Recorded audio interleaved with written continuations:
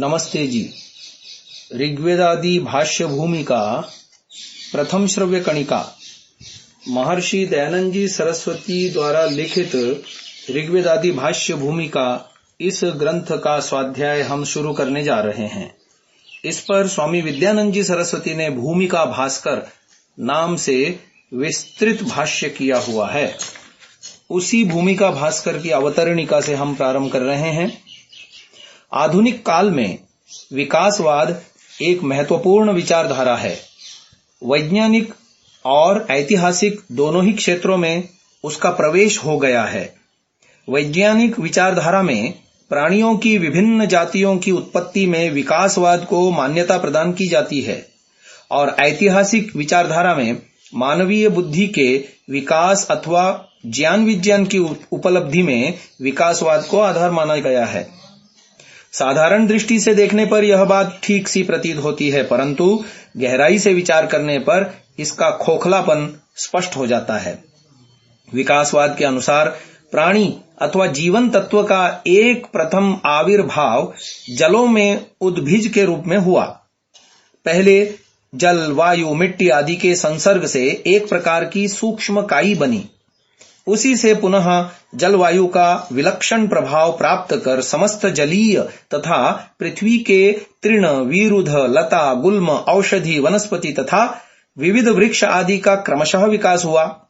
कालांतर में इसी मूल जीव बीज से सर्वप्रथम जल में ही एक दूसरी जीवन शाखा चली।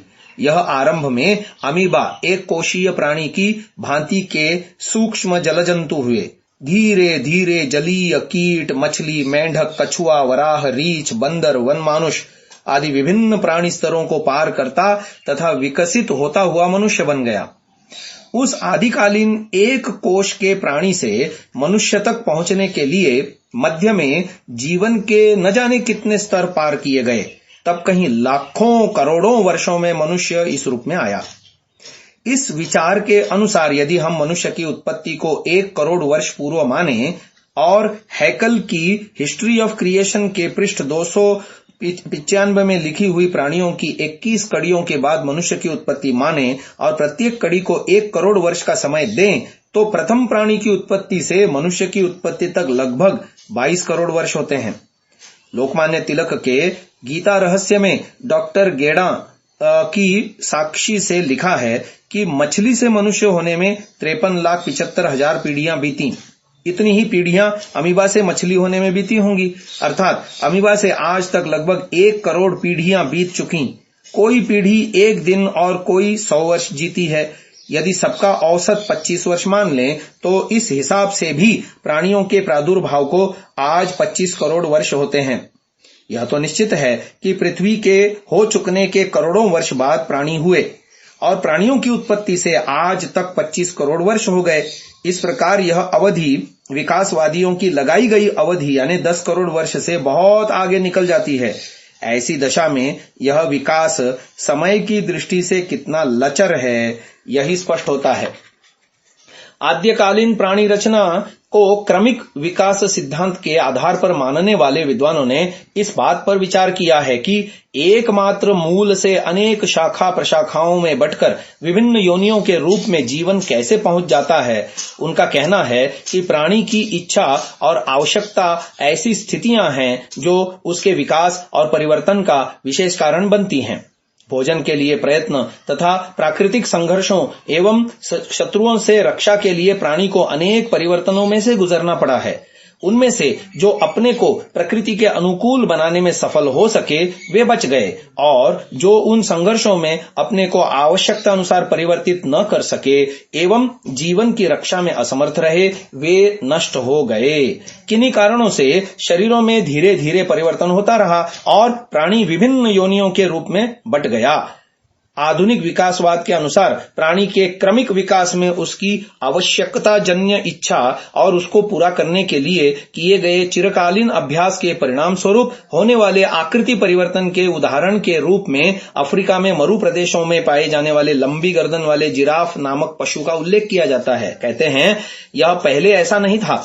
जैसा आज देखा जाता है। जिराफ ने जब वृक्षों पर नीचे के पत्ते खा लिए तो ऊपर के पत्ते खाने की इच्छा हुई। अपनी इस आवश्यकता की पूर्ति के लिए वह गर्दन उठा उठाकर ऊपर के पत्ते खाने का प्रयत्न करने लगा। चिरकाल तक ऐसा करते रहने से उसकी गर्दन लंबी हो गई। परंतु बकरी जब नीचे के पत्ते चुग लेती है तब तने पर या टहनियों पर अगले पैर रखकर ऊपर के पत्ते चुग लेती है। लाखों वर्षों से वह इसी तरह अपना पेट भरती आ रही है। जहां उसके पैर नहीं पहुंच पाते, जिराफ की तरह वहां के पत्ते भी वह खाना चाहती है, परंतु आज तक न उसकी गर्दन बढ़ी, न उसका अगला भाग लंबा हुआ, न उसके लिए चारे की कमी हुई।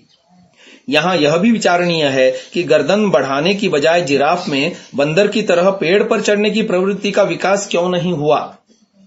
परिस्थिति के अनुरूप आवश्यकतावश आकृति परिवर्तन की मान्यता अन्यथा भी युक्ति युक्त नहीं है। न जाने कब से मनुष्य उत्तरी ध्रुव तथा ग्रीनलैंड जैसे हिम प्रधान प्रदेशों में बसा हुआ है, किंतु शीत से बचने की इच्छा और आवश्यकता के होते हुए भी उसके शरीर पर रीछ जैसे बाल पैदा नहीं हुए।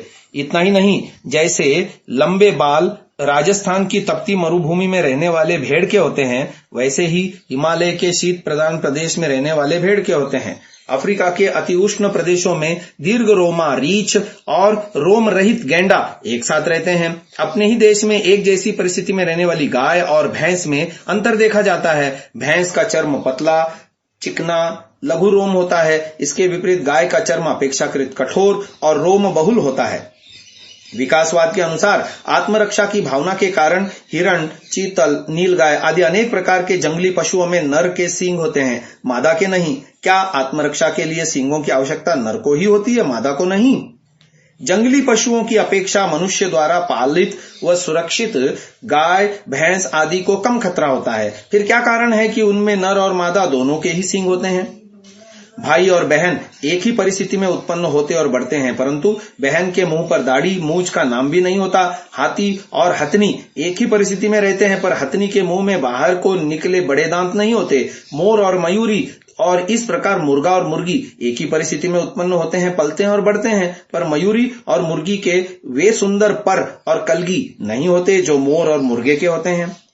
भारत में व्याघ्र, सिंह और हाथी होते हैं, पर वे इंग्लैंड आदि कई देशों में नहीं होते। जिराफ अफ्रीका में, कांगारू ऑस्ट्रेलिया में और मोर भारत में होता है। यूरोप वासियों के द्वारा वहां पहुंचाए जाने से पहले ऑस्ट्रेलिया में खरगोश नहीं होता था। स्पष्ट है कि जब तक कोई प्राणी कहीं न पहुंचे और तत्पश्चात अपनी संतति का विस्तार न करे, तब तक कोई प्राणी आप ही आप वहां पैदा नहीं होता। मनुष्य को छोड़कर जितने प्राणी हैं, पैदा होने से मृत्यु पर्यंत उनके बालों में किसी प्रकार का परिवर्तन नहीं होता। जो गाय जिस रंग की पैदा होती है, आजीवन उसी रंग की रहती है, परंतु न चाहते हुए भी मनुष्य के बाल रंग बदलते रहते हैं। जितने पशु हैं पानी में डालते ही तैरने लगते हैं। मनुष्य का तथाकथित पूर्वज बंदर भी पैदा होते ही तैरने लग जाता है। यहाँ तक कि राजस्थान की वह भैंस भी, जिसने जीवन में कभी तालाब के दर्शन कभी भी नहीं किए होते, अवसर मिलने पर झट तैरने लगती है। परंतु मल्लाह का बेटा भी तैरना सीखे बिना नहीं तैर सकता।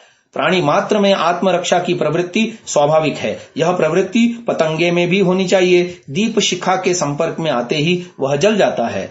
न जाने कब से जलता आ रहा है, परंतु उसने कभी भी उससे बचने का प्रयास नहीं किया। इसके लिए उसे कोई विशेष प्रयत्न भी अपेक्षित नहीं था। दीप शिखा से तनिक दूर रहने का अभ्यास मात्र करना था, किंतु लाखों करोड़ों वर्षों में वह इतना भी नहीं कर पाया।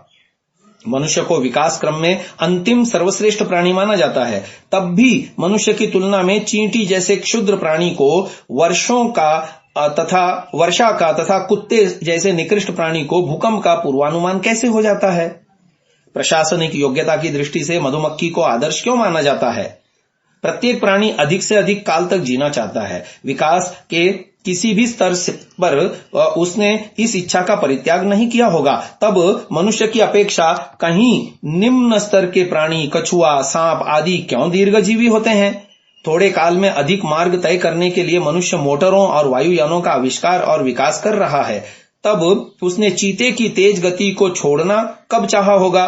कुत्ते की घ्राण शक्ति और गृध्र की दूरदृष्टि को भी उसने जानबूझकर कभी खोना नहीं चाहा होगा। अनुपयोगी जानकर उसकी उपेक्षा कर दी होती तो आज चोरों को पकड़ने के लिए मनुष्य को उस पर निर्भर होना क्यों पड़ता? तो ये सारे प्रश्न हैं विकासवाद के ऊपर। आगे और इसकी चर्चा कल की श्रव्य कणिका में करेंगे। इसे यहीं विराम देते हैं। ओम। वीडियो को अंत तक देखने के लिए आप सभी महानुभावों का हार्दिक धन्यवाद। क्या आप जानते हैं सांतसा नामक ऐप को गूगल प्ले स्टोर से एंड्रॉयड के लिए यदि आप डाउनलोड करते हैं तो जो आर्य सज्जन महानुभाव हैं जो नियमित यज्ञ करते हैं, साप्ताहिक यज्ञ करते हैं या किसी विशेष अवसरों पर यज्ञ करते हैं, आपकी समस्त आवश्यकताओं की पूर्ति के लिए सांतसा नामक ऐप में ऑडियो नामक सेक्शन में आपको अग्निहोत्र पर्व मंत्र नामक शीर्षक के अंतर्गत सब प्रकार के हवन प्रकारों का उसमें प्रावधान दिया गया है।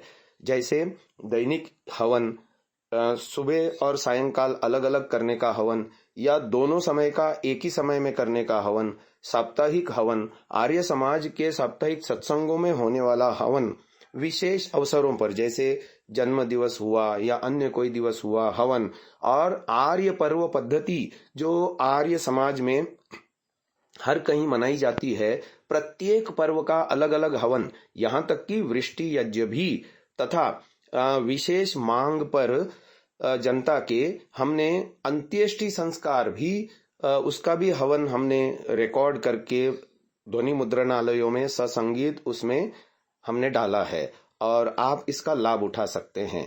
धन्यवाद। आज ही सांतसा ऐप एंड्रॉयड के लिए गूगल प्ले स्टोर से डाउनलोड करें, लाभ उठाएं। ओम।